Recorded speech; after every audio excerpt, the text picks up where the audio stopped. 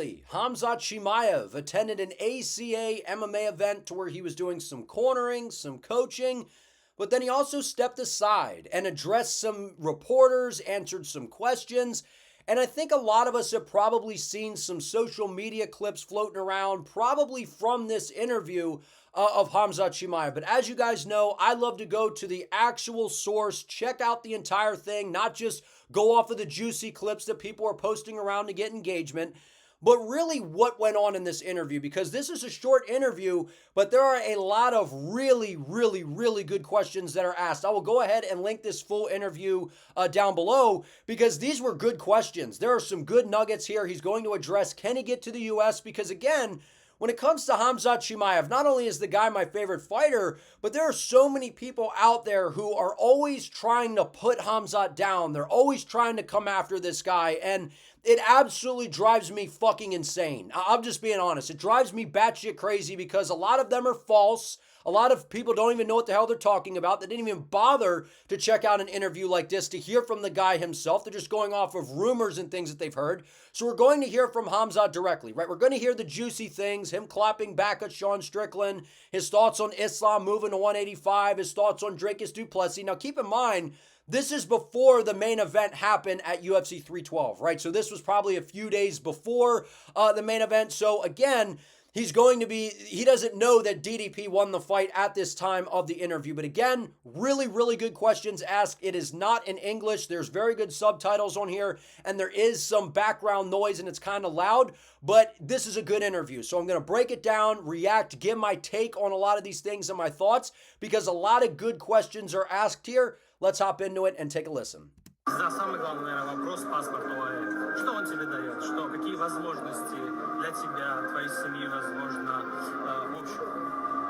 Ну, в первую очередь, очень благодарен, потому что людям доверились, дали мне возможность. Там, Россия моя родина, и Арабские Эмираты, я представляю, они мне помогли, всегда помогают, когда я мои дела. Раз на данный момент Абу-Даби стал такой частный спорт, постоянно спортивный мероприятие. И буду рад помогать молодежи России в дальнейшем. So, Khamzat Chimaev, for those of you that didn't know, or maybe you do know, he received his passport to the UAE, which is really a big deal. That's a big deal. And Khamzat's one of those guys to where, he was at All Stars in Sweden, right? And that's kind of when he first bursted onto the scene. That's where he was training. That's where he was residing. And he's always been a guy that kind of went to Russia, and, that's where he's from, and Chechnya. And he's kind of just been bouncing around, training, doing a lot of these different things. But recently, right, because I'm someone who follows along to everything that Khamzat's doing, his social media, and he's done a lot of training over in Russia, right, especially leading up to UFC 308. He got back, over there. They were up in the mountains doing a lot of training and wrestling. And then he also does a lot of training over in the UAE, right? He's training over at, I believe it's called TK Fit, which is a hell of a facility, by the way. If you haven't checked that out and seen some of the stuff they have on social media, that place is impressive. But, so he's doing a lot of different training. But again, in terms of his family and the opportunities that have presented themselves for Khamzat, that is a very big deal, and I'm happy for the guy. So that's big news, man, right there. Больше он дает возможности от шведского паспорта. Ну, у меня шведского паспорта никогда не было. Если думаю, что у меня шведский паспорт был, там, и он улетел оттуда. У меня видно жительство было, мне паспорт давали, я, как Чей говорил, типа, Швецию бросил. Не бросил Швецию, у меня есть друзья, я люблю Швецию, и люблю свою родину, Россию и Арабские Эмираты. Человек мира, можно сказать. So Khamzat, again, like I said, he was over in Sweden, he was staying there, he was doing his training there, and that is really when he went on his run early on in the UFC, that's where he was. But as of recent, we haven't exactly seen Khamzat there as much, at least on social media, right? He's in Russia, he's in the UAE, and you hear what he's saying. I'm a man of the world. He's traveling around, he's training in all these different places. So to hear that he didn't have a passport in Sweden is interesting, because hearing from him directly is important, because a lot of these things that you hear out there, people just don't know what the hell they're talking about, which is why I wanted to cover this interview, so we get to hear from him directly there. He did not have a passport in Sweden, so he was staying there, he was training, so that's interesting to hear from Khamzat. But let's get his thoughts on DDP's comments, because again, this was before DDP won the title. But we all have had the feeling that Khamzat Chimaev is next in line for the title, right? He would be fighting the winner of Dricus du Plessis versus Strickland. A lot of us wanted to see him fight DDP before Strickland even got this opportunity, considering what Khamzat did to Robert Whittaker. So it's interesting to hear what Khamzat has to say about DDP, knowing that now this is the fight that we are probably getting. Что скажешь по поводу разговора в Плесси? Он говорил в свой адрес о том, что, если коротко, то что, возможно, дыхалки у тебя не хватит, возможно, мощи не хватит, только, возможно, на первый ряд, а дальше все будет по его сценарию. Если сегодня хватило 5 раундов кричать, у меня точно хватит там подраться 5 раундов. Ну, что можешь сказать, я 14 я все свои бои выиграл. Посмотрим, как бои будут. Может быть, как он, может быть, так, я не знаю, что получится. Как Всевышний приготовил, так и будет. Я ухожу биться. Какая возможность? So listen, Khamzat Chimaev versus Dricus du Plessis. I've said this time and time again. That's the fight that I've wanted. And it's going to be batshit crazy. It's going to be absolute chaos. It's going to be mayhem, especially the first round. I mean, the way that Khamzat starts fights, just gets after guys, shoots for a takedown faster than basically anybody we've ever seen. It is going to be an unbelievable fight, man. That is why, I'm getting goosebumps talking about it, because I absolutely cannot wait for the matchup. But it's interesting to hear Khamzat's thoughts, because Dean Thomas recently was out there saying, listen, Khamzat's a sprinter, but if he gets taken into the deep waters, he's not going to do well, right? And what we've seen from Khamzat throughout his career, he's either running through people early on in the fight, or against Gilbert Burns, gets into an all-out war, which to me, we got to see that Khamzat has that grit. He has that warrior mindset. He has the heart to dig deep and have to really go through it against a tough dog, a tough dog in the sport in Gilbert Burns. So that showed us a different side of Khamzat Chimaev. And then he goes out there against Kamaru Usman, right? It was supposed to be Paulo Costa, and then Usman steps in. Khamzat went right after him like Kamaru Usman was not some sort of high-level grappler. Went out there, absolutely dominated him in the first round. I believe he suffered some sort of injury. So we didn't see, him really put his foot on the gas too much in the second round. But then in the third, we saw him still able to get to some takedowns. And we've seen Khamzat basically go through some different things in the UFC, from being a wrecking ball, getting through everybody, to making these improvements and seeing these things where he's going 15 minutes. Like, people act like Khamzat's never went to a decision. Yes, he didn't run through Gilbert Burns or Kamaru Usman, but he still went out there and showed that he can fight for 15 minutes. And this thing that he doesn't have a gas tank, I don't think that that's true, right? Does he go out there so fast in the first round that sometimes it seems like he takes a little bit of a break in the second? Sure. But he has fought well in the third round. And against Gilbert Burns, that was an all-out war for 15 minutes. So to say that Khamzat wouldn't do well in a 5-round fight, he went out, if the guy can't, he goes out there and dominates Robert Whittaker in the first round. So what we've seen from Khamzat is a guy that's improved, a guy that's incredibly dangerous, and is incredibly exciting to watch. Cannot wait for him to fight DDP, because again, if DDP can survive the onslaught, what happens, right? Khamzat standing in front of a real 185er, that's what gets me jazzed up and intrigued about the matchup for sure. Можно сейчас выступить в Америке? Когда она говорит, проблем нет. Титульный бой. Что скажешь, когда возможно? Сейчас узнаем, кто выиграет, посмотрим. Я раньше говорил, что за пояс. Да, за пояс важно, если большие деньги дают. So that's very important. So he said right there, you heard what he said. He said, listen, I can get into the U.S. You've heard what Dana White says. Listen, Dana White's buddy with Trump. If he wants Khamzat Chimaev to come over into the U.S. and fight, I find it hard to believe that they can't make that happen. And this is, again, there's been a lot of rumors about, can Khamzat get into the U.S.? Can he get into the U.S.? And from what we've heard from him and Dana, He can, right? And so again, like, are they telling us, what they're saying and what the information that they're providing sounds like it's something that shouldn't be an issue. So these people out there saying that he can't get into the U.S., it's not going to happen, it's not going to happen. According to Khamzat, according to Dana, basically Dana, they can make this happen and get him over to the U.S. You've heard Dana say he wants Khamzat to fight in the U.S., and I assume a big title fight against Dricus du Plessis. We've heard that would probably be something that takes place at International Fight Week. So either way, I don't think it's going to be a problem considering Trump is the president, Dana and him are friends. I feel like if he wants Khamzat to get into the U.S., even if it is actually a problem, because we don't even necessarily know that it is an issue, doesn't sound like it is. I think Khamzat can get into to the U.S. without any issue here. And then also, him fighting for the title is absolutely the next step. I couldn't see a scenario in which they try to pull some of the stunts that they pulled with Ankalaev and some of these other things, because again, Khamzat, what he did to Robert Whittaker, that's number one. But number two, Khamzat is one of the biggest stars in the sport, where I love Magomed Ankalaev, but he's not a big star. He's not a big star, so you can kind of almost pull some of these maneuvers and do some of the things that they've done to some of these guys who should be fighting for titles, and, they kind of make people go the hard route. I don't think that's happening to Khamzat, given how big of a star he is and how big of a draw he is and how much money it sounds like the UFC is paying him, which he's going to kind of allude to in this. It's a big deal. This guy's fighting for titles next, but let's move on here. He talked about Shara Bullets. If you want to hear that, like I said, check out the full interview.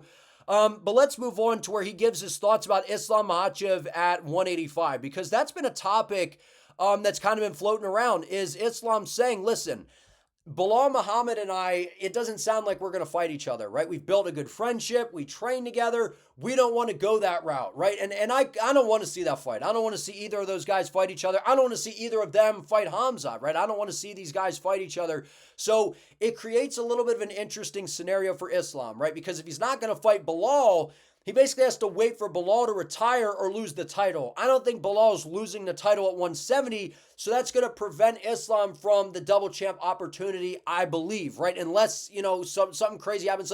So that's kind of the hang up there. However, there's been talks of, will Islam go to 185? I just don't see the UFC sending him up to 185. Maybe they allow it, but I just don't see that necessarily happening. Let's get Khamzat's thoughts. Как отреагировал на то, что Ислам Макхачев сказал, что, возможно, поднимется в средний вес и кинул возле Плесси? Если хочет, понимаю. Плесси, не Плесси. С кем хочет, Ислам может драться. Это его возможность. А я тоже с кем хочу, не делюсь. Ислам, если ему дадут, человек будет делать. Если не дадут, я не думаю, сейчас два веса ему перекинуться. Наверное, 70 чем подраться. Это моя мнение, я не знаю. 84 это So that's kind of like my assessment, right? I just find it hard to believe that the UFC is going to say, because look, once you start getting up into the bigger weight classes and you're going from like 55 to 70, like that's a pretty big jump. To go from 155 to 185, I mean, I still think it would be crazy. And of course I'd be tuning in and rooting for Islam, but man, that would be crazy, because 185, those guys are big, man. Those dudes are probably around somewhere between 210 and 220, cutting down to 185, if not bigger, right? Middleweights these days are absolutely massive. And I know Islam's a big guy, but I mean, that would be absolutely crazy. But again, Khamzat's in that weight class. So again, you kind of run into the same problem as, in my opinion, as the Bilal thing. And I know Bilal trains with him, but again, it's another Muslim brother. So like, I don't know, man. I don't want to see any of that. So at the end of the day, I think Islam should stay at 55. If Bilal moves up or however it works out, it's just creating a tough situation for these guys in terms of double champ, except for Khamzat, because I could see him going up to 205 as long as Ankalaev isn't the champ. So again, those are important things that a factor in. Was cool to hear from him on his thoughts here. But he's going to be asked if he's next, because I just... From what we've seen in the UFC so far, man, like, I do believe Khamzat's next. I don't see how they could not give him the shot. And we've heard Dana say that he's next, and we'll see on Tuesday, like, at his post-fight presser this past weekend. I believe he's next, but listen to Khamzat's response. Информация, что осенью ты уже сможешь подраться за титул с победителем Plessis Strickland, так правда?